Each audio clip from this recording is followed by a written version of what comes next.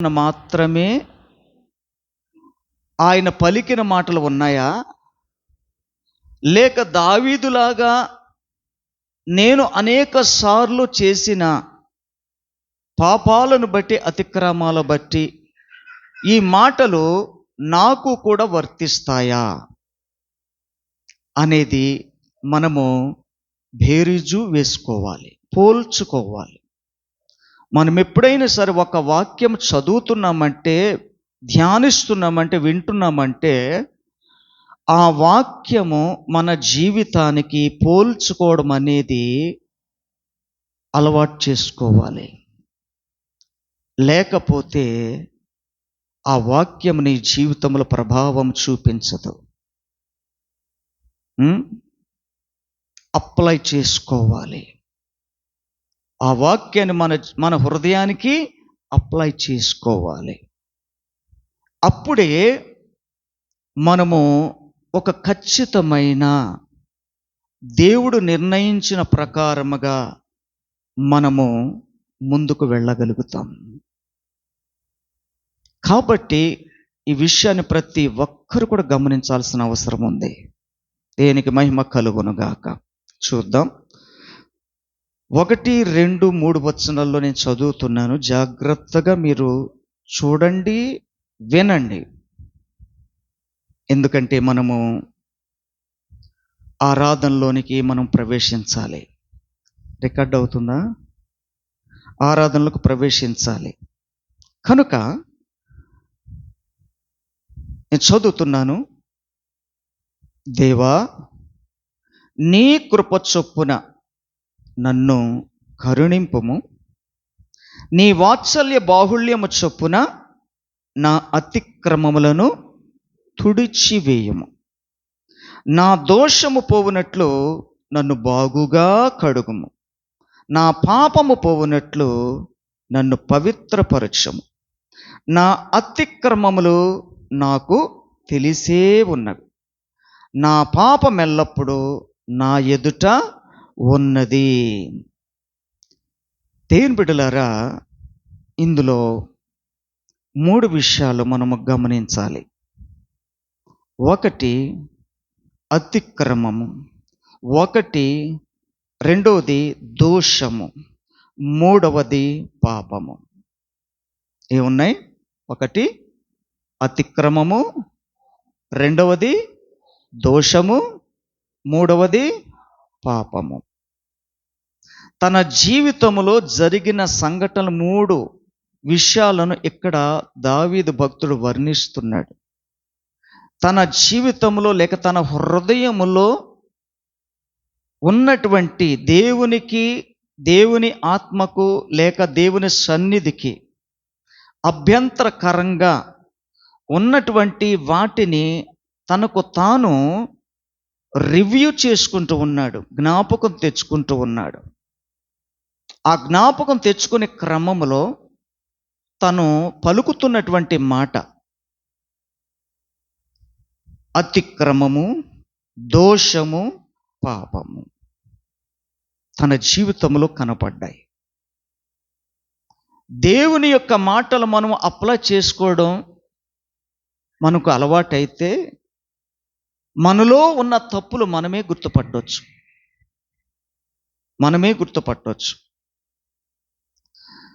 ఎప్పుడైతే పరిశుద్ధాత్మ దేవుడు ఆ విధంగా మనకు జ్ఞాపకం తీసుకొస్తాడు, వెంటనే దానిని మన జీవితంలో నుండి బయటికి తీసివేసుకోవాలి. అది చాలా ఉత్తమమైనటువంటి కార్యం. ఎవరో వచ్చి తీస్తారు అని నువ్వు ఎదురు చూడకూడదు. ఎవ్వరూ రారు, ఎవరు తీయరు, ఎవరికి అవసరం లేదు నీ గురించి. ఆల్రెడీ మనందరి గురించి వాక్యం ఉంది. ఈ వాక్యమును మనము గమనిస్తే, గుర్తుపట్టితే మన లోపాలను మనమే గుర్తుపట్టుకొని దానిని విడిపించుకోవడానికి దేవుడు ఒక చక్కటి మార్గాన్ని ఆయన చూపిస్తుంటాడు. కనుక దేవుని బిడ్డలారా, ఇక్కడ దావీదు భక్తుడు తన జీవితంలో చేసిన తప్పును 3 విధాలుగా 3 భాగాలుగా దానిని గుర్తుపట్టుకోగలిగాడు. మనము కూడా గుర్తుపట్టుకోవాలి. 1 అతిక్రమము, 2వది అపరాధం, 3వది పాపం. ఈ 3 ప్రతి మనిషిలో కూడా భయంకరంగా పనిచేస్తూ ఉంటాయి. ఈ 3 దినాలు లేక ఈ 2 దినాల నుండి దేవుడు మనతో ఏం మాట్లాడుతున్నాడు? దేవుని వాక్యమునందు నువ్వు ఆనందించాలంటే, వాక్యానుసారంగా జీవించాలి అని అంటే, నీ శరీరములో వేరొక నియమము ఉన్నంత కాలము నీవు ధర్మశాస్త్ర గ్రంథమును బట్టి లేక వాక్యమును బట్టి దేవుని సన్నిధిని బట్టి నీవు ఆనందించుట అసాధ్యం. నువ్వు ఖచ్చితంగా దేవుని సన్నిధికి ఆశతో వస్తున్నట్లయితే నువ్వు ఆనందించి తీరాల.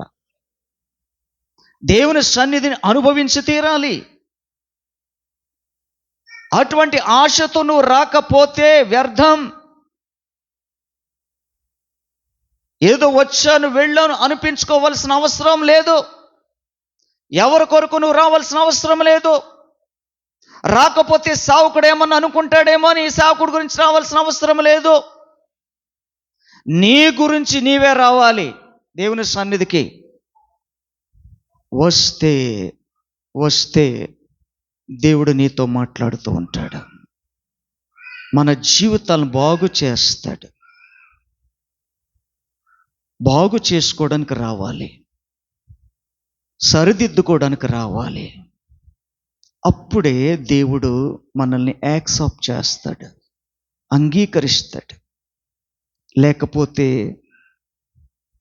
దేవునికి, వాక్యానికి, దేవుని సన్నిధికి, దేవుని రాజ్యానికి నీలో వేరొక నియమము పోరాడుతున్నంత కాలము, ఆ నియమము ఎటువంటిదంటే భయంకరమైన బలము కలిగినటువంటి నియమం. అది పాపమనే నియమం.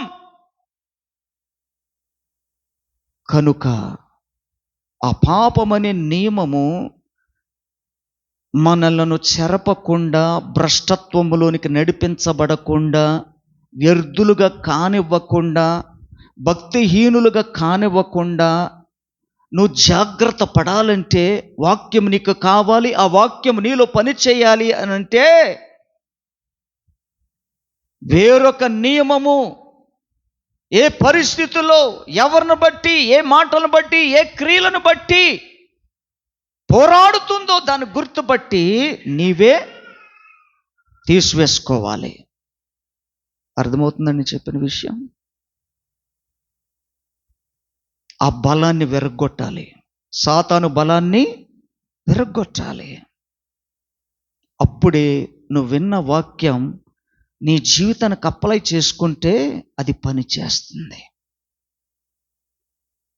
పైన లోపల రోగాన్ని లోపలే పెట్టుకొని పైన ఆయింట్మెంట్ లాగా పైన పూసుకుంటే లోపల రోగం పోదు, లోపల ఉన్న రోగము పోదు. ఆ లోపల ఉన్నది పూర్తిగా బయటకు వెళ్ళిపోతే అప్పుడు నువ్వు బాగుపడతావు. పైన మట్టి గోడలకు గచ్చుపూత పూసినట్టు పూసుకునే విధంగా మన భక్తి ఉండకూడదు. మట్టి గోడలకు గచ్చుపూత పూస్తే ఎంతకాలం ఉంటుంది చెప్పండి? అది లోపముతో కూడిందే కదా. అది ఖచ్చితమైన కట్టడ కాదది. ఖచ్చితమైన కట్టడ కాదు. నీ జీవితము ప్రభువులో కట్టుకునే విధానం ఒక క్రమశిక్షణతో, ఒక సిన్సియారిటీతో, వాక్యానుసారముగా నువ్వు కట్టుకుంటే నీవు స్ట్రాంగ్ అవుతావు, బలంగా ఉంటావు. నిన్నెవ్వరూ పడగొట్టలేరు. ఏ బలము నీ మీద పనిచేయదు, ఏ శత్రువు నీ మీద పని చేయలేడు. ఎటువంటి మాంత్రిక క్రియలు నీ మీద పని చేయవు. పాపమని బలవంతుడు నీలో పోరాడుతున్నంత కాలం నీవు ఆత్మలో బలవంతుడవు కాలేవు. కాబట్టి సాతాను అనే పాపం అనే బలాన్ని ఏం చేయాలి? పూర్తిగా దానిని కాల్చేయాలి. ఇక్కడ వాక్యం చెప్తుందంటే, ఇక్కడ వాక్యము దేవుని చట్టానికి అనగా దేవుని ధర్మశాస్త్రమునకు లేకపోతే వాక్యానికి విరోధముగా మనము ఉన్నంత కాలము మనము ఏమాత్రము కూడా దేవునికి మనం అంగీకారము కాలేం. అతిక్రమం అంటే ఏంటో తెలుసా? అతిక్రమం అంటే ధర్మశాస్త్రమునకు లేక పరిశుద్ధ గ్రంథముకు లేక వాక్యానికి ఎవరైతే విరోధముగా ప్రవర్తిస్తారో, ఎవరైతే విరోధముగా మాట్లాడుతారో, ఎవరైతే విరోధముగా జీవిస్తారో వారందరూ కూడా అతిక్రమము చేయవారుగా ఉంటారు. అది అతిక్రమం అంటే. పరిశుద్ధ గ్రంథానికి విరోధంగా బ్రతకటం, వాక్యానికి విరోధంగా బ్రతకటం, ధర్మశాస్త్రమునకు విరోధంగా బ్రతకటం, అదే అతిక్రమం. అంటే వాక్యానికి అనుకూలంగా జీవించక, ధర్మశాస్త్ర గ్రంథ ప్రకారముగా జీవించక, దేవుని సన్నిధిని మనము దేవుని ఆత్మను అనుభవించక మనము విరోధంగా ప్రవర్తిస్తూ ఉన్నట్లయితే అది అతిక్రమము. దావీదు ధర్మశాస్త్రమునకు విరోధముగా పాపం చేశాడు. దేవుని ఆజ్ఞకు విరోధముగా తప్పు చేశాడు. కాబట్టి తను ఏం గుర్తుపెట్టాడు? అయ్యా, నీ ధర్మశాస్త్రానికి లేక నీ మాటకు, నీ వాక్యానికి నేను అతిక్రమం చేశానయ్యా, నేను విరోధంగా పాపం చేశానయ్యా, విరోధంగా బ్రతికానయ్యా అని తన్ను తానే గుర్తుపట్టుకున్నాడు. మనము కూడా అలా గుర్తుపట్టుకోవాలి. అప్పుడే నీలో ఉన్న అతిక్రమము తొలగిపోతుంది. ఈనాడు మనము ఆలోచించవలసింది, అయ్యా, నీ వాక్యానికి నేను విరోధంగా ఉంటే అది అతిక్రమం చెప్తున్నావు కనుక నాలో అతిక్రమం అనే సాతాను శక్తుడు నాలో జీవించడానికి వీలు లేదు. ఆ పాపమైన నియమం నాలో పోరాడడానికి వీల్లేదయ్యా. ఈరోజు అతిక్రమము అనేది పూర్తిగా నాలో నుండి బయటికి వెళ్ళిపోవాలి. ఆమేన్. హల్లెలూయా, హల్లెలూయా. అపరాధాలు, పాపాలు అనేవి ప్రతి విశ్వాసం మీద ఎలా పనిచేస్తున్నాయంటే భయంకరంగా పేరుకుపోయినటువంటి మురికిలాగా అపరాధాలు, పాపాలు పనిచేస్తూ ఉన్నాయి, పేరుకుపోతున్నాయి. కనుక అవి మన మీద పని చేయటానికి వీల్లేదు, పేరుకుపోవటానికి వీలు లేదు. ఒక్కసారి నువ్వు ఛాన్స్ ఇస్తే ఇంకొకసారి మరలా అదే తప్పు చేసినట్లయితే ఒకదాని మీద ఒకటి పాపాలు పేరుకుపోతూ ఉంటాయి. అది దేవుని దృష్టికి మురికి జీవితం, అసహ్యకరమైన జీవితం. కాబట్టి మన మీద, మన హృదయములో పాపాల మీద పాపములు చేసి ఉన్నట్లయితే అది దేవుని దృష్టికి ఎలాగుందన్నమాట? పేరుకుపోయినటువంటి మురికి జీవితం. దేవుడు ఇష్టపడ్డాడు. అటువంటి మురికి జీవితాలను దేవుడు ఇష్టపడ్డాడు. కనుక దేవుని బిడ్డలారా, మన మీద పేరుకుపోయినటువంటి ప్రతి పాపాన్ని మనం ఏం చేసుకోవాలి? తొలగించుకో. అందుకనే వాక్యం ఏమంటదంటే, ప్రతి దినము ఏం చేయాలో తెలుసా? సిలువనెత్తుకోవాలి. ప్రతిదినం ఏం చేయాలి? మనం సిలువనెత్తుకోవాలి.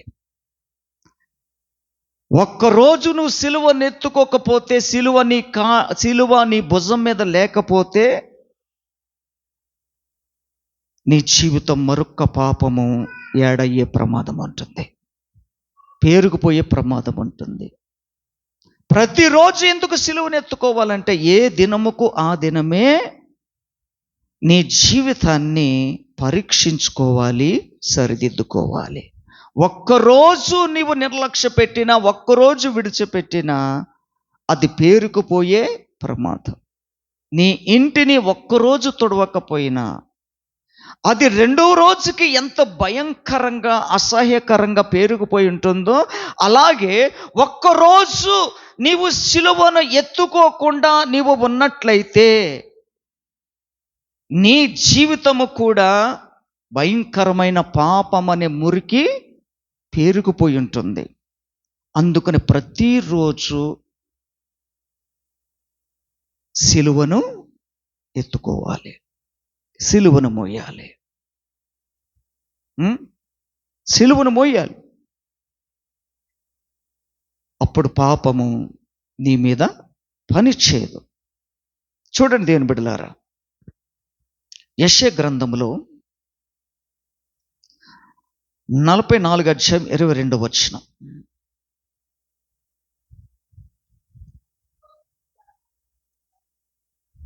చదవండి అమ్మా.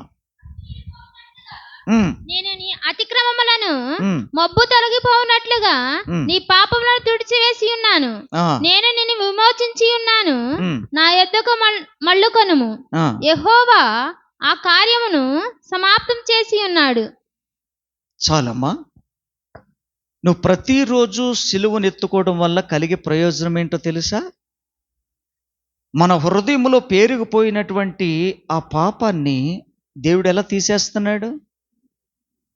మంచు విడిపోవునట్లుగా నీ అతిక్రమాలు. చూసారా, దావీదేమన్నాడు? అయ్యా, నేను అతిక్రమము చేశాను. అతిక్రమం అంటే ఏమనుకున్నాము?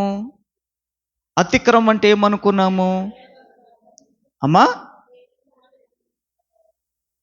దేవుని వాక్యానికి లేక ధర్మశాస్త్ర గ్రంథమునకు విరోధముగా నువ్వు మాట్లాడినా, ప్రవర్తించినా, క్రియలు చేసినా అది అతిక్రమము. ఇప్పుడు అతిక్రమము మనలో నుండి తొలగిపోవాలి అని అంటే ఏం చేయాలి? నీ భుజం మీద ఏముండాలి? సిలువ ఉండాలి. నీ భుజం మీద సిలువ ఉంటే దేవుడు ఏం చేస్తానంటున్నాడు? నీ అతిక్రమము మంచు తొలగిపోవునట్లుగా తొలగిస్తానంటున్నాడు. మరి ఇంకేం కావాలి నీకు? అంతకంటే ఇంకేం కావాలి? సిలువ మోయడమే నీకు కష్టమైతే, సిలువను ఎత్తుకోవడమే నీకు కష్టమైతే, మరి అతిక్రమాలు ఎవరు తీస్తారు? ఎవరు తొలగిస్తారు? అలాగుండాల్సిందేనా? అలాగుంటే ఏమవుతుంది? పాపము రోజు రోజుకి పెరిగిపోతుంది. అది మురికి జీవితంలాగా అయిపోద్ది. నీ హృదయం అసలు ఇష్టపడడు నీ హృదయంలోనికి రావడానికి. ఆయన ఇష్టపడడు. ఇష్టము లేని విశ్వాసపు జీవితము క్రైస్తవుడు ఎంతకాలం ఉంటావు చెప్పండి? ఎంతకాలం?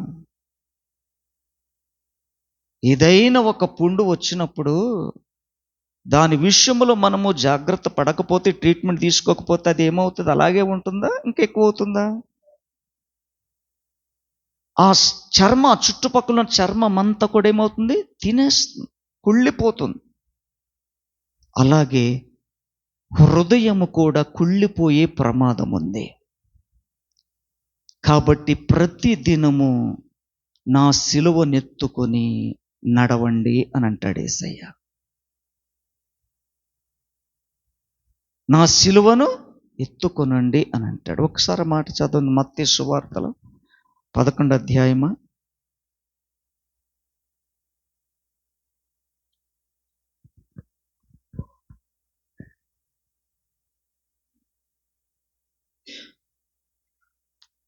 పదకొండో అధ్యాయము 28 నుంచి చదవండి. ప్రయాసపడి భారము మోసుకొనుచున్న సమస్త జనులారా నా యొద్దకు రండి, నేను మీకు విశ్రాంతి కలుగజేతును. నేను సాత్వికుడను. నేనెవరినో తెలుసా? సాత్వికుడును, దీన మనసు గలవాడును గనుక మీ మీద నా కాడి ఎత్తుకొని. ఏం చేయాలి? కాడి ఎవరి మీద? నా మీద నేనే నా కాడి నేను ఎత్తుకోవాలి. నీ కాడి నీకే ఉండాలి. ఎవరి కాడి వాళ్ళకే ఉండాలి. ఎంతమందికి ఉన్నాయండి కాడి? సిలువ అనే కాడి ఎంతమందికి ఉన్నాయి చెప్పండి ఈరోజు? కాడి లేని వారు చాలామంది ఉన్నారు తెలుసా? వారు బాధ్యత భరించరు, భారము భరించరు, రెస్పాన్సిబిలిటీ తీసుకోరు, దేవుని కొరకు తీర్మానం తీసుకోరు, బాధ్యత రహితముగా జీవిస్తూ ఉంటారు. కాబట్టి సిలువ కాడి మోయిట వారికి ఇష్టం ఉండదు. సిలువ కాడి మోయటం వలన ఎవరికో ప్రయోజనము కాదు. ఎవరు కాడి మోస్తారో వారికే ప్రయోజనం. దేవుని బిడ్డలారా, ఆయన ఏమంటున్నాడు? నేను సాత్వికుడను, దీన మనసు గలవాడును గనుక మీ మీద నా కాడి ఎత్తుకొని. మీ మీద నా కాడి ఉండాలి. మన మీద యేసయ్య మోసిన కాడి ఉండాలి. ప్రపంచ పాప భారము అనే కాడి యేసయ్య మోస్తే మన మీద ఏ కాడి ఉండాలంటే యేసయ్య విడుదల చేసిన కాడి ఉండాలి మన మీద. త్యాగం అనే కాడి, సమర్పణ అనే కాడి మన భుజం మీద ఉండాలి. విడుదల అనే కాడి మన భుజం మీద ఉండాలి. స్వాతంత్రం అనే కాడి మన భుజం మీద ఉండాలి. ఆ కాడి నీ భుజం మీద ఉంటే ప్రభు అంటున్నాడు, నేను సాత్వికుడును, దీన మనస్సు గలవాడను గనుక మీ మీద నా కాడి ఎత్తుకొని నా యొద్ద నేర్చుకొనండి, అప్పుడు మీ ప్రాణమునకు విశ్రాంతి దొరుకును. ఎలా దొరుకుతుంది? నా కాడి సులువుగా ఉంటుంది, నా భారము కష్టమనిపించదు. నీ హృదయము సంతోషిస్తుంది, నువ్వు ఆనందిస్తావు. దేవునికి అభిషేకం శిరస్సు నుండి పాదముల వరకు నింపబడుతుంది. దేవుని ఆత్మలను సమృద్ధిగా నువ్వు ఆనందిస్తావు. ఎప్పుడు? ఆయన కాడి నీవు ఇష్టముతో మోసినప్పుడు, కష్టముతో కాదు. అయ్యగారు చెప్పారు కాబట్టి మోయాలి అని మోయకూడదు. మోయడం వలన కలిగే మేలేంటి? మోసే కాడి మనం ఏం మోస్తున్నాం, ఎవరి కొరకు మోస్తున్నామని నీవు దాన్ని గుర్తుపట్టగలిగినప్పుడు నీ కాడి నీవే మోసుకునే స్థితిని తెచ్చుకోవాలి. అప్పుడు నీకు ప్రయోజనం అవుతుంది. ఎలాగంట? నా కాడి సులువుగాను, నా భారము కష్టమే ఉండదండి. దేవుడు లేనిపోని భారం తీసుకొచ్చి నీ మీద మోపడు. లోకం మీద ఉన్నటువంటి కష్టాలన్నీ నీ మీద తీసుకొచ్చి పెట్టడు.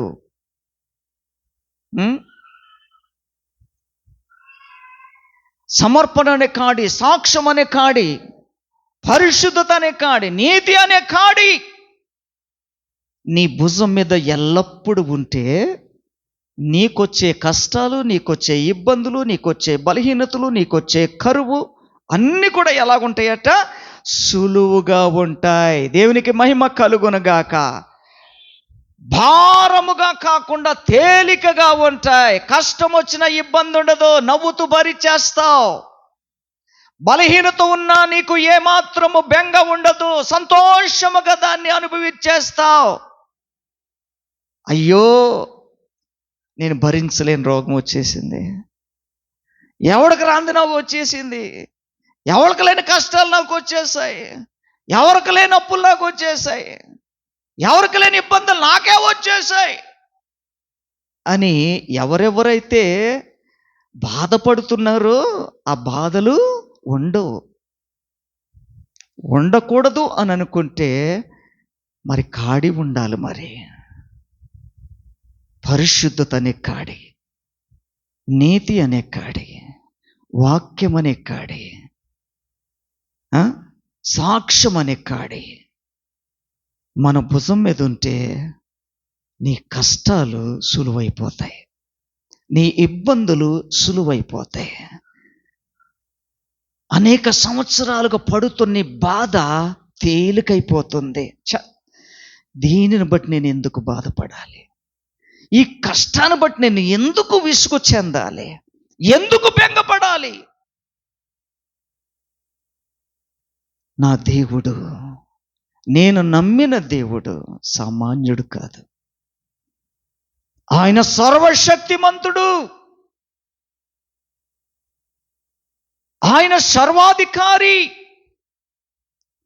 ఆయన నా తండ్రి, నా ప్రభువు అని ఎప్పుడైతే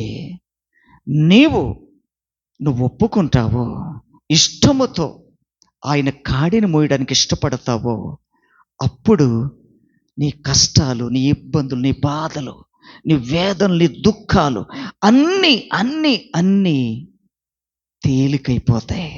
అర్థమవుతుందా? అర్థం చేసుకోగలుగుతున్నారు దేని బిడ్డలారా? ఇటువంటి అభిషేకంతో మనం ముందుకెళ్ళాలి, ఇటువంటి నడిపింపుతో మనం ముందుకు వెళ్ళాలి. బెంగ వద్దు, దిగులు వద్దు, భయపడొద్దు, దుఃఖపడొద్దు. నీ దుఃఖాన్ని నేను సంతోషముగా మారుస్తాను, నీ దుఃఖాన్ని నాట్యముగా మారుస్తాను అని సెలవిచ్చినటువంటి దేవుడే తన తల్లి తన బిడ్డను గారవించినట్లుగా నిన్ను గారవిస్తాను. ముదిమి వచ్చు వరకు నా చంకను పెట్టుకుంటాను, తల వెంట్రుకలు మెరియు వరకు నిన్ను హత్తుకుని ఉంటాను. నా కుమారుడు, నా కుమార్తె, నువ్వు బెంగపడద్దు. అయితే నా కాడి నీ భుజం మీద ఉందా? ఉన్నంత కాలం నీకున్న కష్టాలను బట్టి బెదిరిపోవద్దు, దుఃఖపడద్దు అని ప్రభు చెప్తున్నాడు. దేవునికి మహిమ కలుగును గాక. ఆమేన్, హల్లెలూయా. యిర్మీయా గ్రంథంలో 33:8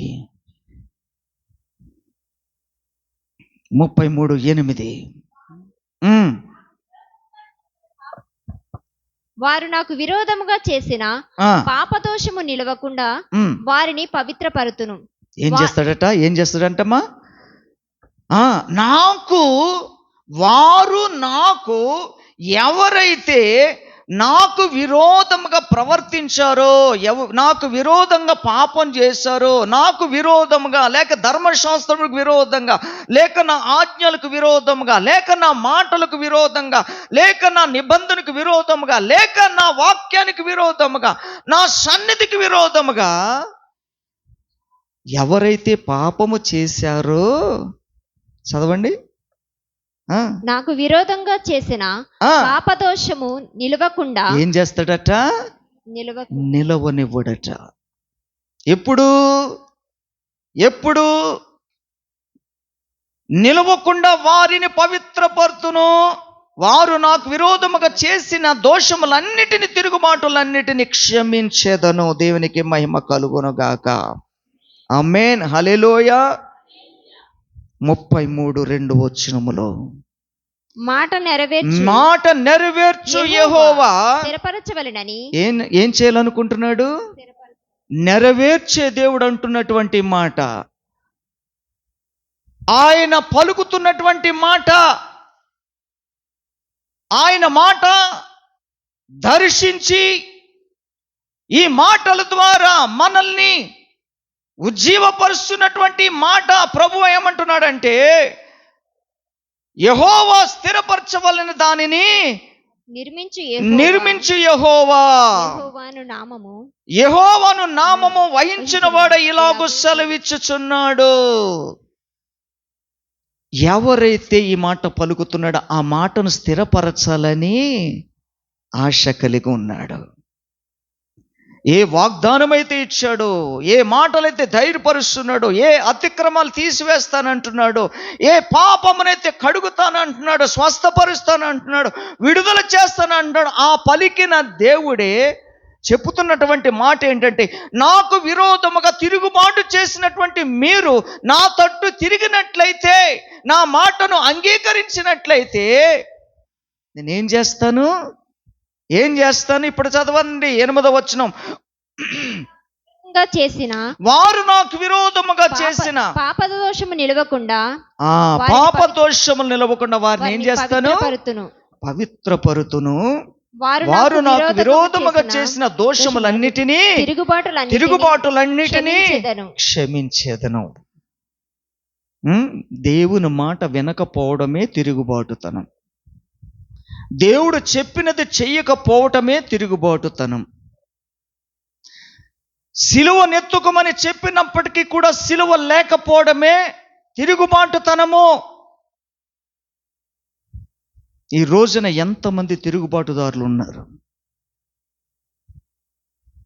దేవుని వాక్యానికి, పరిశుద్ధ గ్రంథానికి, పరిశుద్ధతకు, నీతికి లోబడకుండా ఏమైతేదిలే, ఇంతకాలం ఏం కాలేదు కదా, ఇక ముందు మాత్రం ఏమవుతుంది అని నిర్లక్ష్యముతో ఉండే వారందరూ తిరుగుబాటుదారులు. ఎవరికి? దేవునికి, దేవుని సన్నిధికి, పరిశుద్ధ గ్రంథానికి, వాక్యానికి వినకుండా, లోబడకుండా, వారి జీవితాలు ప్రభు సమర్పించుకోకుండా, అతిక్రమాలు తీసివేసుకోకుండా, పాపము తీసివేసుకోకుండా అలాగే కొనసాగిస్తూ ఉన్నటువంటి వారు తిరుగుబాటుదారులు. కనుక మనలో ఏముండకూడదంటున్నాడు? తిరుగుబాటుతనము ఉండొద్దు. నేను మాట ఇచ్చి నెరవేర్చువాడను. దేవునికి మహిమ కలుగును గాక. ఆమేన్. హల్లెలూయా, హల్లెలూయా. కాబట్టి మనము ఆరాధనలోనికి వెళ్ళబోతున్నాం. ఈ ఆరాధనలో నువ్వు దేవునితో కమిట్మెంట్ కావాలి. దేవునితో ఒక ఒప్పందం చేసుకోవాలి. ఒక సమర్పణ కావాలి. ఏంటంటే, ప్రభువా, తెలుసో తెలియకో తిరుగుబాటుతనం చేశాను. ఆ తిరుగుబాటుతనం వలన ఒక్క ఆశీర్వాదం కూడా చూడలేకపోతున్నాను. నా హృదయములో నెమ్మది చూడలేకపోతున్నాను. నా కుటుంబములు ఎప్పుడు చూసినా అలజడే, విరోధమే, కొట్లాటలే, అన్నీ ఉన్నా లేనట్టుగా విచారమైన జీవితాలు. కాబట్టి ఇటువంటి పరిస్థితులు నా జీవితంలో ఉండకూడదు అని నువ్వు అనుకుంటే, ఈరోజు ఆరాధనలో నీవు దేవునితో పలకవలసిన మాట, ప్రభు కొరకు సమర్పించుకోవలసిన మాట, నీలో ఏ తిరుగుబాటుతనం ఉంది, ఏ అతిక్రమం ఉంది, ఏ పాపం ఉంది, ఏ అపరాధం ఉంది, ఇవన్నీ నీకు నీవుగానే తొలగించుకొని, అనగా యేసయ్య కార్చిన ఆ రక్తము ద్వారా కడుక్కొని, నన్ను క్షమించయ్యా, నన్ను అంగీకరించయ్యా, ఇక మీదట అపరాధం చేయను, పాపము చేయను, తిరుగుబాటుతనం చేయను. ఇదిగో నేటి నుండి నా భుజం మీద నీవు మోపిన కాడి ఉంటుంది, ఈ కాడి తొలగించుకోను అని నువ్వు ఇష్టపడితే దేవుడు మన జీవితంలో ఒక నూతన మార్గాన్ని తెరుస్తాడు. తేలికగా భారం లేకుండా సంతోషముతో నీ జీవితాన్ని గడుపుకునే మార్గాన్ని తెరుస్తాడు. కనుక ఈ స్తుతి ఆరాధనలో మనము ఒక సమర్పణతో కూడిన మాటలు దేవుని దగ్గర మనము ఒప్పుకొని ప్రభుని స్తుతించి, ఇక మన మీద ఎటువంటి మురికి, అపరాధాలు, అతిక్రమాలు, ఇక మన శరీరములో వేరొక నియమము అనగా పాపమనే నియమము ఇక ఎన్నడూ ఎప్పటికీ లేకుండానట్లుగా నీలో నాలో మనందరిలో ఉండవలసింది పరిశుద్ధతయే ఉండాలని ఒక ఖచ్చితమైన తీర్మానముతో మనము ప్రభు సన్నిధిలో ఆరాధిద్దాం. దయచేసి నిలబడండి.